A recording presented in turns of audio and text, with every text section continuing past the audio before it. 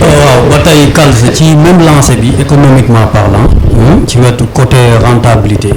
ci métier bi musicien bi di def ci métier bi woykat bi di def Buur yow yaa ngi ànd ak Pape Diouf di woykat bu mag ci Sénégal kenn dootu ko présenté nga nekk ci staffam bokk ci moom jege ko lool tey dëgg la weeru koor bi dégguñ Pape Diouf maanaam Pape lan la nekkee ci weeru koor bi. parce que xam nga li ko soxna si waxee léegi est-ce que xam nga weeru koor artistes yi ngeen di wax sax duñ ci noppalu ko xam ngeen loolu weeru koor bu jotee ñoom déjà ci la ñu mën a am chance nekk studio parce que doo liggéey. mais loolu ñenn la rek ci artistes yi du ñëpp. waaw mais xam nga mënuma xam ñëpp la parce que xam nga tamit koo fréquenté wul mënoo xam calendrier mais man ñun suñu côté bi nga xamante ni ku mel ni Pape may liggéey ak moom nii may wax ak yow nii su ma demee nii léegi dañuy dem studio ci la ñuy profité di répété ci la ñuy profité di xoolaat yenn yi ci la ñuy daje ak musiciens yi di def ay atelier comprendre nga fu mu toll nii da ngay fanaan studio ba 4 heures du matin ba heure xëdd comprendre kon weeru koor même artiste bi dafay permettre mu gën a yokk liggéeyam gën a yokk recherche am kon ça veut dire que ni ci gis-gis dañuy jàpp ni ñoom weeru koor mooy seen noflaay mais weeru koor boobu boo xool 10 jours yu njëkk yi rek la ñuy toog pour mën ko noppalu ko mais bu xasee ba dépassé delluwaat nañu ci liggéey parce que yamay gis bu ñuy côté yi wax na ko léegi album yu bari ci weeru koor la daan génn gars yi dañ daan génn nga dégg ñaar la ay spécial Korité nga dégg ñaar la morceau ndéwénam dégg nga fi ba taay kon kooku bi mu koy liggéey da ko liggéey ci biir weeru koor pour mën ko génne may ko fan si da ngay jël saa mu ne bu defee 5 jours 10 jours nga gis commencé gis publicité yi commencé gis événement yi commencé gis programme yi ci benn côté tamit dina leen dimbali ñu toog tuuti jege seen njaboot. surtout ñu toog tuuti jege seen njaboot parce que artiste dafa metti artiste amul fii parce que à tout moment yaa ngi génn à tout moment yaa ngi ci soirée yi bëccëg bi da ngay nelaw boo yeewoo yaa ngi ci rendez-vous yi bu ñu jàpp ne artistes yi boîte yi kese mooy seen soxla parce que dafa am lu nekk seen ginnaaw loo xamante ni charge la am na yeneen liggéey yoo xamante ni dañu am fii léegi nag weeru koor na la permettre nga toog yéen ndoog sa njaboot dog jot nga dog ak ñoom reera ndoog ñoom loolu rek plaisir la ci doom yi nga xamante ni bu la gisee tey balaa laa gisaat ay fan plaisir la ci même soxna si nga xamante ni yàlla dalaa boole ak moom pour nga am jotam sax c'est tout un problème man weeru koor la ñu mën a profité mën ci sax jaamu ci yàlla ci seen i njaboot bu desee nag ay 10 jours nga gis ñi delluwaat ci liggéey bi nekk ci studio yi préparer programme yi préparer yu bari yoo xamante ni ci la ñuy nekk loolu mooy différence bi. waaw kon maanaam dama bëggoon comme maanaam weeru koor bi daanaka rentabilité d'argent du am ci côté musicien yi c'est-à-dire duñ def lenn loo xam ne day dugal xaalis. parce que pourquoi ñu wax rentabilité d'argent du am ci weeru koor bi. parce que bon dañuy jàpp ni musiciens yi duñu tëgg weeru koor. waaw. te boo tëgg mais y a d'autres projets. foofu laay jëm foofu laa doon dem maanaam waykat bi bu dee maanaam du tëgg weeru koor bi yëpp. fan lay jëlee xaalis. man dama bëgg a yokk ci li su doon wax sànq xam nga bi may dagg léegi boobu di ko wax ni que du artiste yëpp parce que daf may renvoyer de cette nouvelle génération là parce que xam nga il faut ñu nangu ni que musique bi wala ce showbiz là comme ni ñu koy waxee dafa jaxasoo. de telle sorte que xamuñu kii est kii ak qui fait quoi. parce que dafa am ce qu'on appelle benn conflit de génération bu am maanaam dafa am ñu nekk di noppalu mooy ancienne génération bi fi nekkoon ñenn ñi nekkatuñ fii ñenn ñi magal nañu léegi ñenn ñi defatuñ niñ daan def mu am beneen génération buy ñëw transition boobu nag foofu la jaxasoo bi xaw a nekk tuuti bu njëkkaan comme ni ko Youssou waxee bu ñu nekkee ci weeru koor da ngay xaar ay single wala sorti album spécial Korité wala soirée lendemain Korité et cetera événement la woon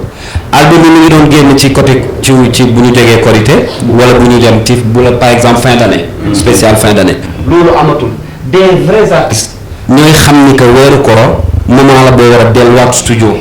liggéey bind defaraat sa bopp musicalement bettu ma ci Pape Diouf du ma bett par exemple ci beneen artiste bu mel ni Youssou Ndour parce que ñoom xëy na xam nañ ko mais de cette nouvelle génération est-ce que xam nañu loolu ñooñu ñooy jàpp ni que bu ñu ñëwee ci weeru koor dootuñu am xaalis dootuñu am business parce que dootuñu tëggu soirée dootuñu bëf ci yenn soirée yi wala dootuñu def ay activités yu leen di may xaalis moo tax ma bëgg a laaj Youssou est-ce que du cette nouvelle génération là ñoo xamul ni que weeru koor au contraire c'est un plus pour ñoom. merci Kals mais je pense pas que ne ñàkk nañ koo xam parce que temps wu artiste pour mu liggéey dëgg mooy ñu ko gudd waxee maa ngi koy wax sax mooy période bi parce que période bi ci la artiste bi gën a calme ci la gën a am temps parce que artiste dundam lu ci ëpp guddi la artiste seen àdduna yëpp duñ ne la guddi donc weeru koor gi day gën a neex ci ñoom parce que ci la ñuy profité gën a am temps wu dem studio bëri na projet Wally yoo xam ne weeru koor lañ ko defar album xel lu ci ëpp weeru koor lañ ko liggéey Covid bi bëri na morceau yu Wally defar international ak afrobeat yi mu def ci moment Covid bi mais yooyu yëpp ci weeru koor lañ ko liggéey donc temps bi ngay am pour nekk ci sa bopp ci weeru koor doo ko am budul weeru koor parce que artiste bi bu dee il est sollicité temps am dootul bëri te ci biir temps bi sa répertoire daf ci war a changer da nga war a def yu bees da nga war a ay album dafa war a génn ay projet dafa war a taxaw te ci moment boobu dafay gën a compliqué donc moment bi nga xamante ni lépp taxaw na ci l'artiste bi nag war a profité léegi nag bon génération bi comme ni ko Kalza waxee génération bi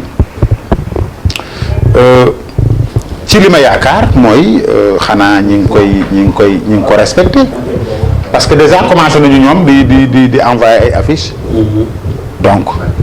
affiches yi ku ne xam ne ku gis affiche mooy que ne événement am na événement yooyu xanaa waruñu ñëw te fekk seen baat roodewul fekk amuñu compétition bu ñu amul lu bees sax xanaa semaine bu mujj bi dinañ tàngal corde vocale yi tàng tu vois taxawaat seen place parce que loolu moo leen di may ñu mën a gérer spectacle ba mu jeex te duñu sonn donc temps bi nga xamante ni moom la ñuy pause ñoom moo war a doon seen moment d'entraînement ñu gën di entraîner gën di xalaat gën di répéter gën di feint tu vois donc ñoom nañu xam ne programme bi jaxasoo na certes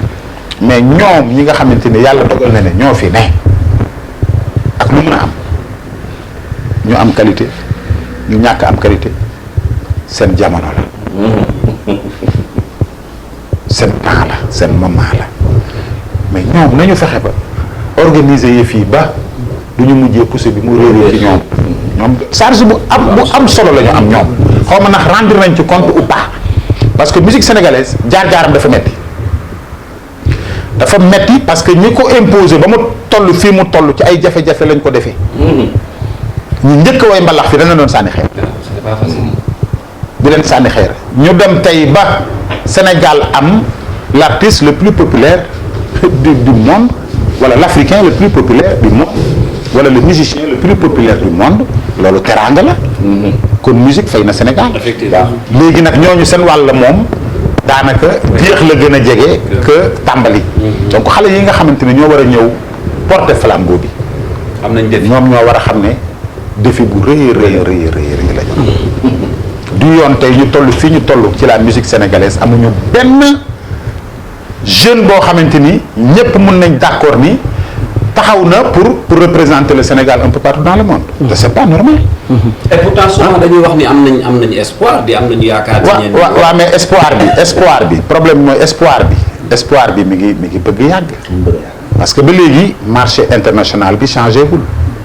ñoo fa nekk ba léegi ñoom tamit am nañ ci part de responsabilité. ñoom tamit am nañ ci part de responsabilité parce que ku ne ci yoon ba xam yoon war nga koo wone loolu tamit lu ñu war a bàyyi xel mooy que ne bu fekkee ne seen carrière ñoom fexewuñu ba position bu ñu ne ñu fexe mu continuer mais bu yàggee defet lay doon ci ñoom. dëgg la Youssou li nga wax am na solo mais ngeen baal ma Mohamed dafa am programme foofu ñu yeewi ko mu dem ci programme am li ñu dese sax si waxtu bareetul daanaka waaye waxtaan wi neex na neex goo xam ne moom kenn mënu koo natt Mohamed dañ lay jox nga tàggu waa Sénégal ñu seetaan Wëndeelu TV waaye balaa ngaa tàggoo dañu bëgg rek nga waxal ñu ci actualité maanaam li nga xam ni moo xew ci réew mi ñi nga xam ni mooy kilifay réew mi ñi ñuy wooyee kilifa muy ñu nekk ci état bi yor nguur gi ñu nekk ci opposition bi ñi nga xam ni ñoom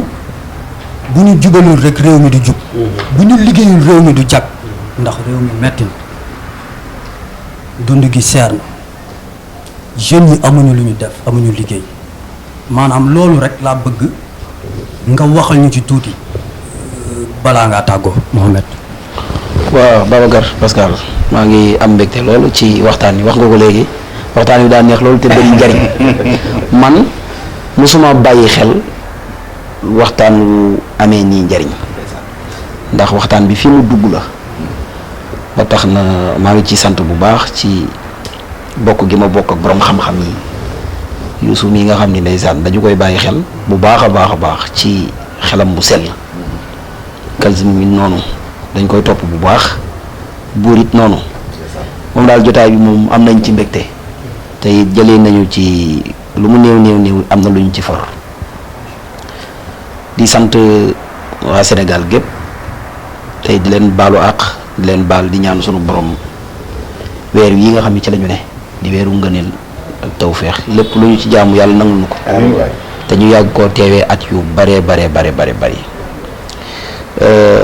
moom li ñuy wax rek mooy président saa bu ko yàlla sampee jublu ba mooy mu yërëm askanam ndax sunu borom mbindeefam yi da leen a bëgg te it buur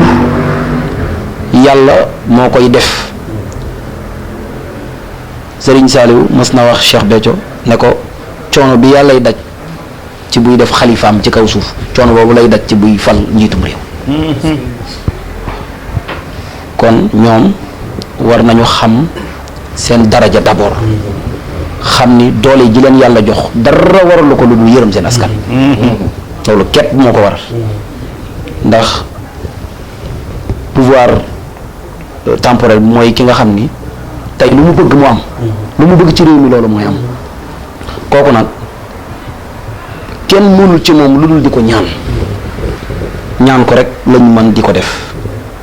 mooy lu bari muy bàyyi mu jàll ngir day duggaat ci yërëm askanam ndax am na luy xew loo xam ne bu dugalee loxoom rek ci askanam lay dellu te bu delloo ci askanam ci boppam la jëm ndax way wudul fay la ba tax na ñoo ngi koy ñaan moom président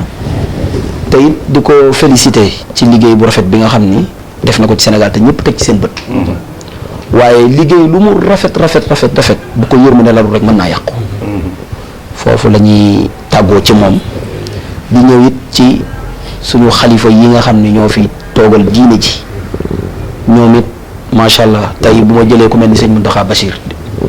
gis nañu li mu def diggante Covid bi mu fi duggee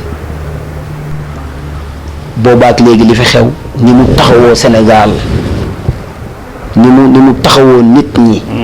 yërëm leen loolu képp la leen sunu borom di doye ba tax na moom mi ngi ci bay waaram ñu ngi koy ñaanal mu yàgg fi lool te ànd ak wér Pascal daal lii lañu amoon ci di ko wax leneen li ci des loo xam ni lu mooy souligner la mooy àdduna gis nañ ni dox na tey ba tàbbi ci internet tey booy xool nit ñi seen dund lépp mi ngi ci internet bi man nag awma kàttan awma doole waaye sunu borom dina ma am lu may yëgloo te loolu may yëg mooy TikTok bii nekk ci dëkk bi gëm naa ne buñ ci jurul ay pexe mën naa am lu mu jur ci Sénégal waaw moo tax man maa ngi ñaan man moomee ñang mu Serigne Saliou ñi ci war a jug nañu ci jug ndax booy xool Sénégal lu bari daan na fi xew waaye bi TikTok ñëwee Sénégal li xew yépp ci at yi ci loolu la xew loolu bëgg naa ñëpp bàyyi ci xel ba tax na man maa ngi ñaan même bu fekkee nekkul lu ñu mën a dindi ñu xool ndax kat ñuy dénk réew mi lu ñu mënut amul ñu saytu ko xool bu baax parce que mi ngi tàq mi ngi yàq lu bari mi ngi tas kër yi mi ngi xàjjale diine ci mi ngi def lu doy waar waaw loolu daal moo nekkoon loo xam ne mu ñàkk bañ ko cee kii ñaan sunu borom defal leen taw fi